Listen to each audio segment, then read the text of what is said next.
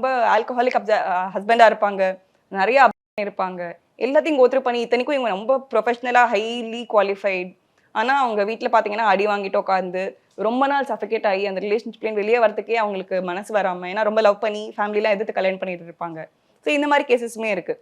அவங்க அவ்வளோ வருஷம் டாலரேட் பண்ணி ஒரு நாள் ஒரு புஷ்ல வெளியே வந்து ஃபேமிலிலாம் புஷ் பண்ணி வெளியே வந்து அப்புறம் தான் அவங்களுக்கு ரிலீஸ் ஆகும், இவ்வளோ நாள் நான் சஃபகேட்டிங்காக இந்த வாழ்க்கையில் இருந்தேனா, எதுக்கு இருந்தேன், அவ்வளோ நாள் இருந்ததுக்கே என்னை பார்த்தா எனக்கு அசிங்கமாக இருக்குன்னு சொல்லிட்டு அவங்க ஃபீல் பண்ணுவாங்க. இந்த மாதிரி வேற ஒரு சில எமோஷனல் லோடுமே டிவோர்ஸ்க்கு அப்புறமா ஜாஸ்தியாகும். இப்போ ரொம்ப சஃபகேட் ஆகிட்டு வெளியே வந்தாங்கன்னா அவங்கள பற்றின இமேஜே நம்மளுக்கு நிறைய மாறி இருக்கும் இல்லையா.